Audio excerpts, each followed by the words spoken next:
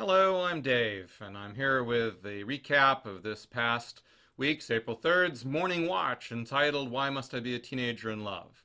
According to St. Paul, love is absolutely vital. In his famous love passage, 1 Corinthians chapter 13, he tells us that without love, we're nothing more than noisy gongs and clanging cymbals, that we basically amount to nothing without love. Interestingly enough, developmental psychology backs him up on this point. Without love, we cannot develop a sense of trust, and without trust, there is no setting of proper boundaries, and then therefore no sense of right and wrong, and therefore without those things, there's no ability to develop a proper appreciation for our own talents and our needs for the talents of others. And without those things, then developing our sense of identity is almost impossible. But if we have love, then we can develop trust and proper boundaries, a sense of right and wrong, and appreciation for our talents and the needs of having others' talents in our lives as well. And with those things in place, we can develop a powerful and strong sense of identity. That's very important because the next step is to develop a sense of intimacy. And by intimacy, I'm not talking about a euphemism for sex. I'm talking about the ability to open yourself up and give yourself to another individual. Now, if you have a strong sense of identity, you can do that. But if you don't, it's going to be a very, very scary experience. Matter of fact, even with a strong sense of identity, it could be a little frightening. Because when you open yourself up to another, you risk being rejected. You risk being betrayed. You risk all sorts of things. But if you have that strong sense of identity, you can take that risk. And it's a risk that's necessary to really develop as human beings.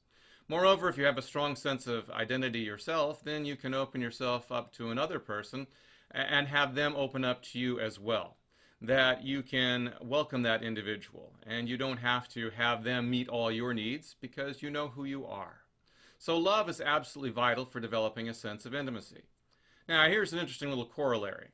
In our society, teenagers are often working on issues of intimacy before they've established a sense of identity, and that makes things difficult, hence the song about why must I be a teenager in love and the teen angst that's expressed in that.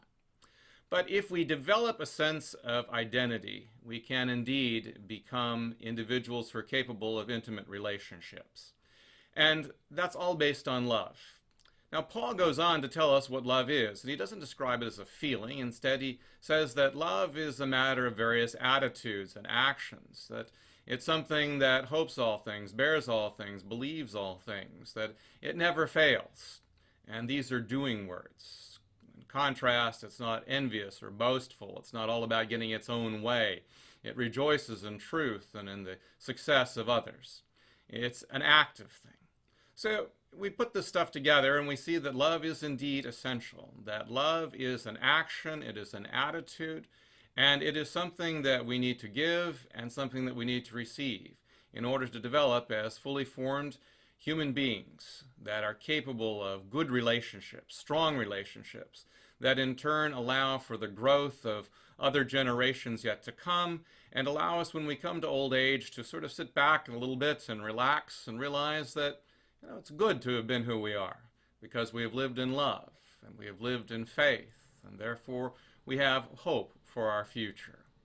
That's this past week's Morning Watch. We hope that you will come to the next one in May. And before that, we hope that you'll be here for church every Sunday at 11:10 at Pilgrim Congregational United Church of Christ. You have a great and blessed day.